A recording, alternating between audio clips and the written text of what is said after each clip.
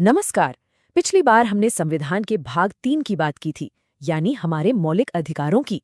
पर क्या संविधान सिर्फ नागरिकों को अधिकार देता है, सरकार को कुछ नहीं कहता? बिल्कुल कहता है, और यही है संविधान का भाग 4। ये वो हिस्सा है जिन नागरिकों के हक की नहीं, बल्कि सरकार के फर्ज की, उसके धर्म की बात करता है। ये सरकार के लिए एक नैतिक कंपास है, जो देश को सही दिशा में ले जाने का रास्ता दिखाता है। तो संविधान के इन दो हिस्सों में आखिर फर्क क्या है? देखिए, बहुत सीधा साधा फर्क है।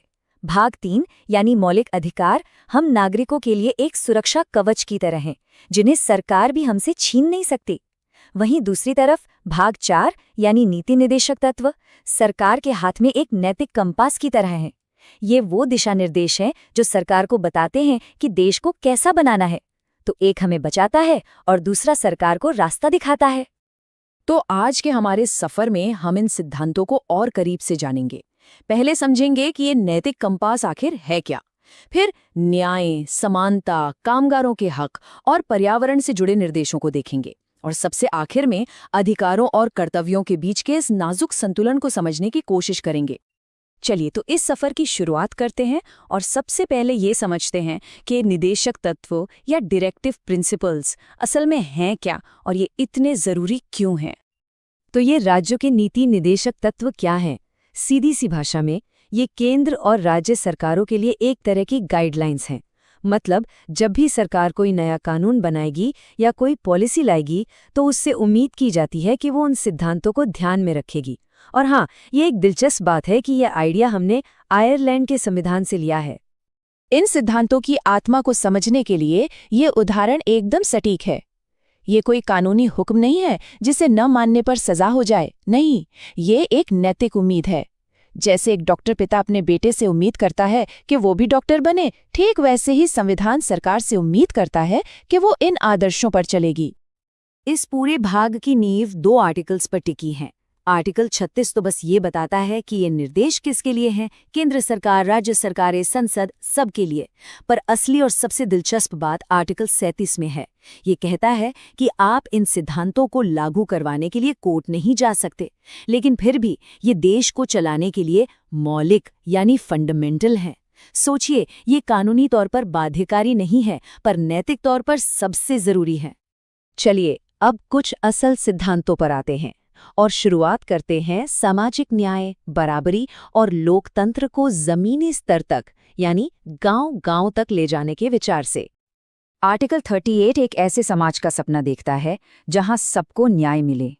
ये सरकार से कहता है कि सिर्फ देश की तरक्की मत करो, बल्कि ये भी देखो कि अमीर और गरीब के बीच की खाई कम हो, मौके सबको बराबर मिलें।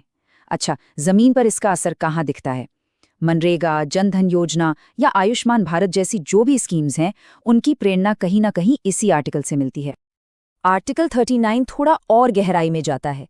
ये कहता है कि मर्दों और औरतों को बराबर हक मिले, देश की दौलत कुछ ही लोगों के हाथों में सिमट कर न रह जाए और बच्चों और मजदूरों का शोषण न हो। और फिर बाद में इसमें एक बहुत ही जबरदस्त चीज जोड़ी गई, आर्टिकल 39A।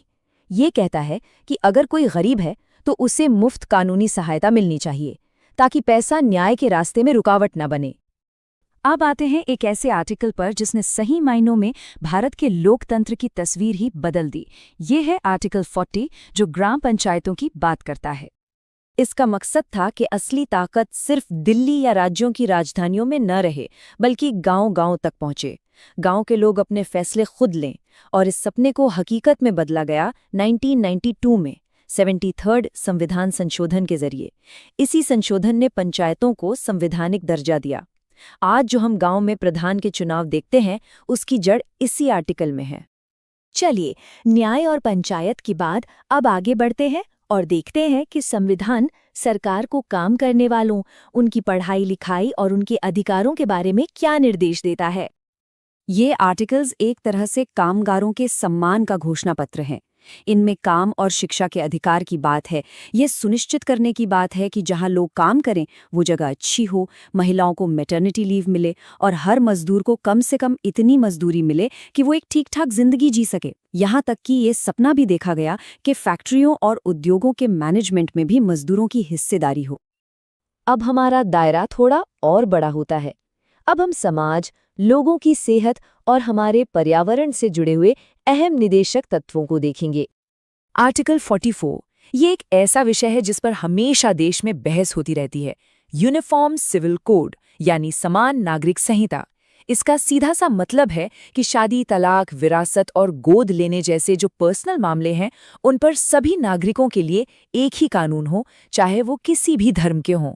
मशहूर शाहबानो केस के वक्त सुप्रीम कोर्ट ने भी इसकी जरूरत पर जोर दिया था।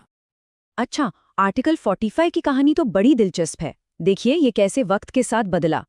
शुरू में 1950 में इसका लक्ष्य था 14 साल तक के सभी बच्चों को मुफ्त शिक्षा देना। फिर 2002 में 86वां संशोधन हुआ और 6 से 14 साल की शिक्षा को मौलिक अधिकार बना दिया गया। तो जब लक्ष्य पूरा हो गया तो आर्टिकल 45 का काम भी बदल गया।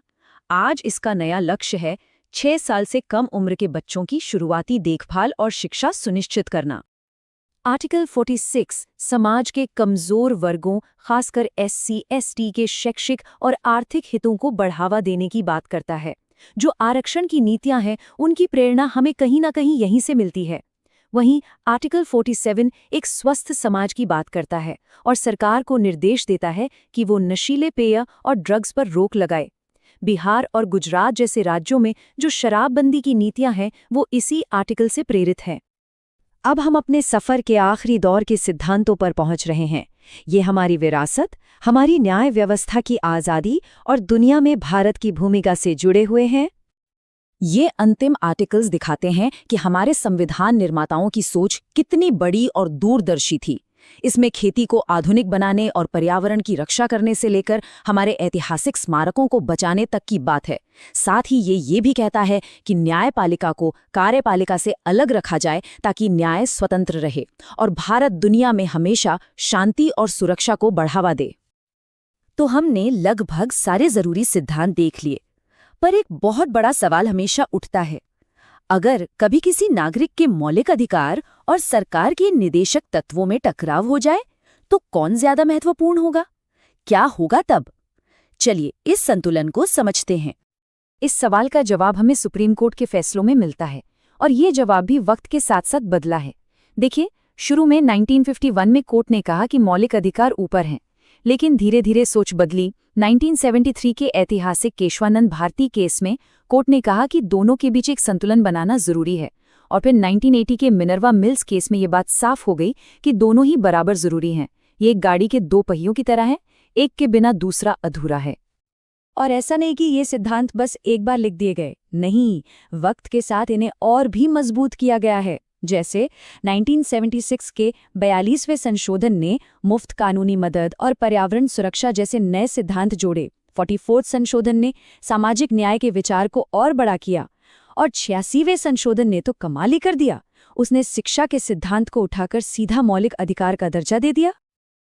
अंत में अगर इस पूरी चर्चा को एक लाइन में समेटना हो तो वो ये है, संविधान का भाग 3 हमें बताता है कि एक नागरिक के तौर पर हमारे हक क्या हैं, और भाग 4 ये बताता है कि एक सरकार होने के नाते उसका धर्म क्या है, उसका परम कर्तव्य क्या है, कि सरकार सिर्फ एक मशीन नहीं बल्कि एक कल्याणकारी संस्था है जिसका मकसद लोगों का भला करना है। तो हमने नागरिकों के अधिकार समझ लिए और सरकार के कर्तव्य भी देख लिए, लेकिन इस पूरी संवैधानिक व्यवस्था में हमारी यानी आम नागरिकों की क्या कोई जिम्मेदारी है? हमारे क्या कर्तव्य हैं? बस यही है संविधान का भाग 4A, मौलिक कर्तव्य। इसे समझने के लिए अगली कड़ी में जरूर जुड़िएगा।